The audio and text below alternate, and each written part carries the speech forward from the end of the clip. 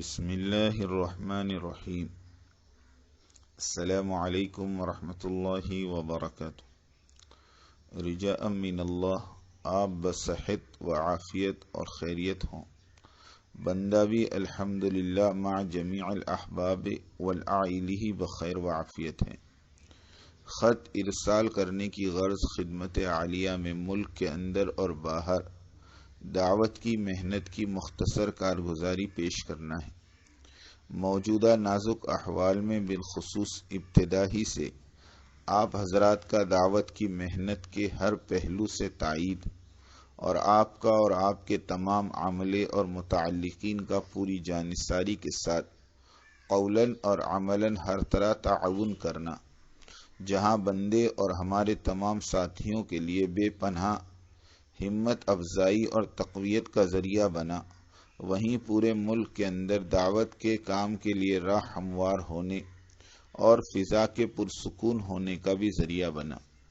بلکہ حقیقت یہ ہے کہ تمام دینی تحریکوں، تنظیموں اور جمعیتوں کی قربانیاں اور جفاکشی اور ایثار اور ہمدردی، نیز جماعتوں کا اپنے یہاں قیام و طعام اور ان کے قانونی مسائل میں تعاون پیش کرنا، انصار مدینہ کی مہاجرین رضی اللہ عنہم کے لیے ایثار اور قربانی کا نمونہ پیش کرتی ہے۔ والذین آووا ونصروا کا یہ عملی اور مثالی کردار تاریخ ہمیشہ دہراتی اور درس عبرت اور موعظت حاصل کرتی رہے گی۔ بندہ اور تمام عالم میں کام کرنے والے نئے اور پرانے تمام احباب آپ حضرات کے لیے اپنے پاس اظہار تشکر و امتنان کے لیے الفاظ پاتے ہیں نہ اسلوب بیان۔ بس ہم سب اللہ رب العزت سے دعا گو ہیں کہ اللہ رب العزت آپ اور آپ کے تمام مخلصین، کارکنان اور متعلقین کو اپنی شایان شان بدلہ مرحمت فرمائیں۔ آپ کی تائیدات اور دعاؤں کے طفیل حوصلہ پا کر ملک اور بیرون ملک الحمدللہ خوب کام ہوا اور ہو رہا ہے، اور کیوں نہ ہو، جبکہ اس دعوت والے مبارک کام کے لیے علماء حق کی تائید بنیاد اور اساس ہیں۔ اللہ جل جلالہ عم نوالہ کے فضل و کرم اور آپ حضرات کی بے چینی اور بے قراری اور دعوت والے اس کام کے تئیں کڑھن اور علو العزمی، نیز دعاؤں اور توجہات کے طفیل عالمی سطح پر کام کا تعارف اور اس کام کے کرنے والوں کے اندر ہمت اور حوصلے کا جو مشاہدہ ہوا، وہ یقیناً صحابہ کرام رضی اللہ عنہم اجمعین کے قول انا وجدنا خیر الخیر فی الکرہ والشدہ کا کھلا مظہر ہے، کیونکہ ان حالات میں ملک کے اندر تمام اہل اسلام اور بالخصوص احباب دعوت کو جو شدید اجتماعی احوال پیش آئے، وہ اس سے پہلے کبھی پیش نہیں آئے۔ اس لیے اللہ جل جلالہ عم نوالہ کی ذات عالی سے قوی امید ہے کہ اللہ رب العزت ان تکالیف جو صحابہ کرام رضی اللہ عنہم کی تکالیف کے مقابلے میں ہیچ ہیں کی وجہ سے اسلام اور اس مبارک محنت کی حقانیت کو اہل عالم کے قلوب پر ضرور منکشف فرماویں گے، کیونکہ امت کا احیاء دین و متین اور اعلاء کلمت اللہ کے لیے تکالیف برداشت کرنا ہی اہل عالم کے قلوب کی ہدایت اور حق کی طرف پلٹنے اور عالم سے بلاؤں کے ٹلنے اور قدرت خداوندیہ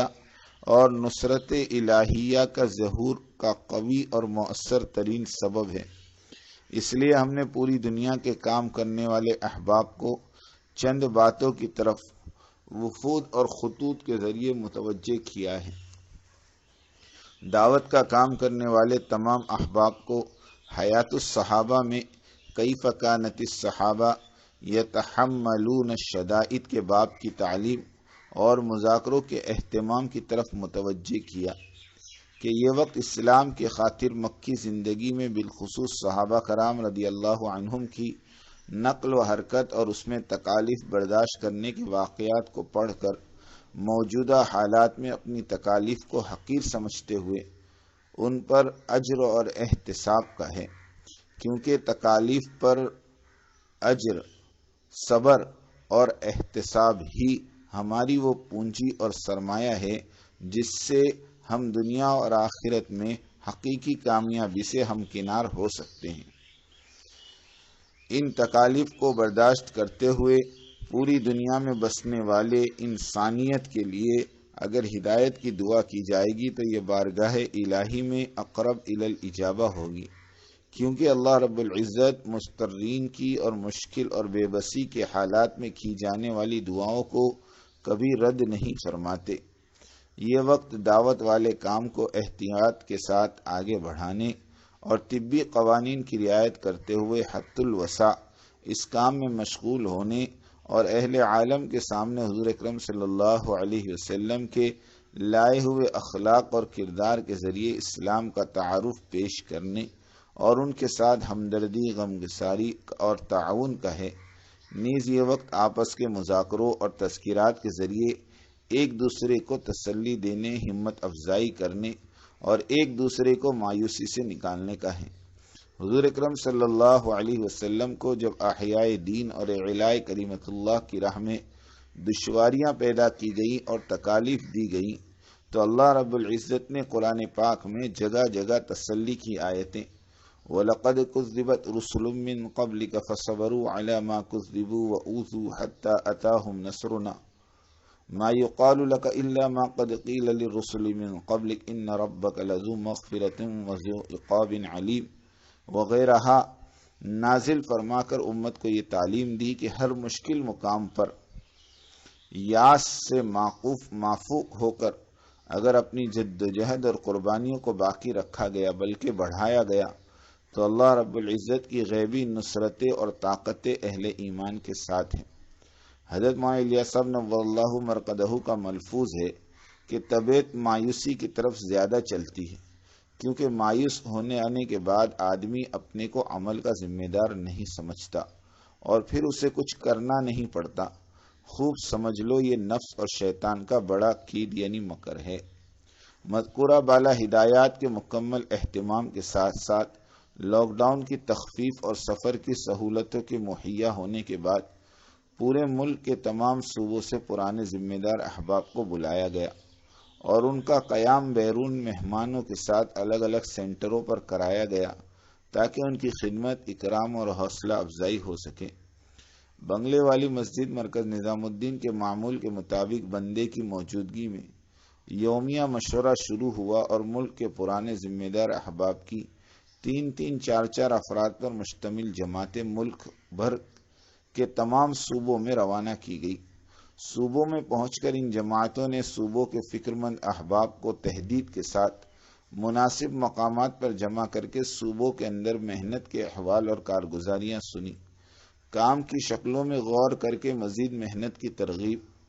اور ضوابط احترازیہ کی رعایت کے ساتھ کام کرنے کی ترتیب قائم کی گئی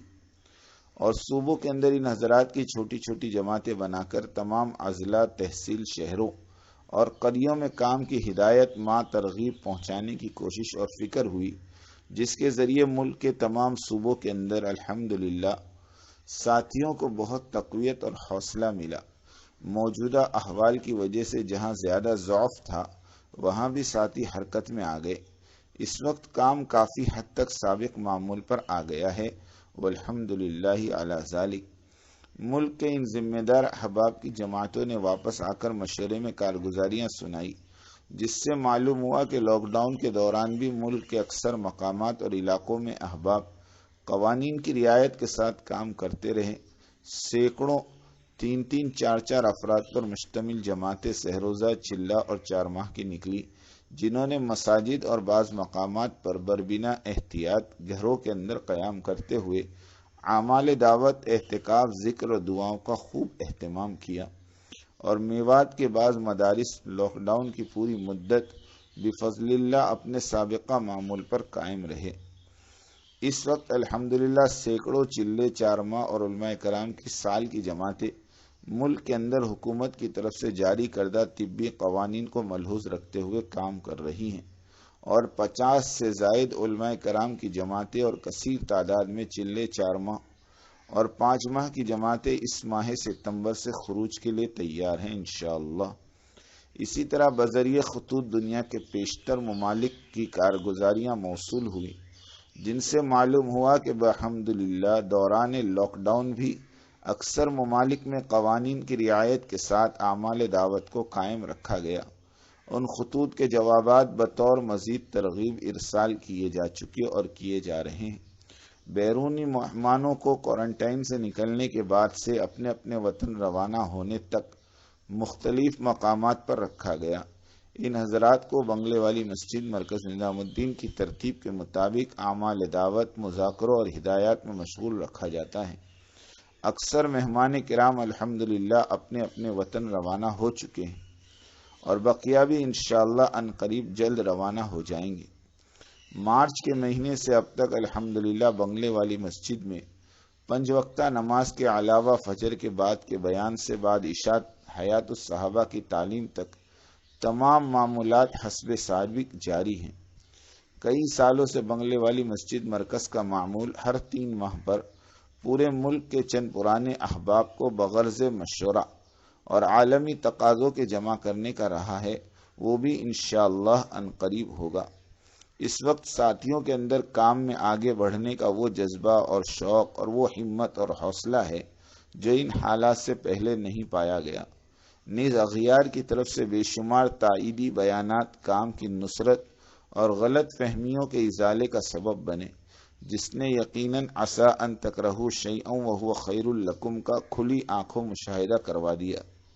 ومن اصدق من اللہ حدیثا، یہ مختصر کارگزاری جناب عالی کی خدمت میں محض دعا، توجہ اور بغرض توجیحات پیش ہیں، اور بندہ ناچیز اس نعمت عظمیٰ میں مزید برکت کا متمنی اور طلبگار ہیں۔ والسلام، بنگلے والی مسجد، مرکز نظام الدین، دہلی۔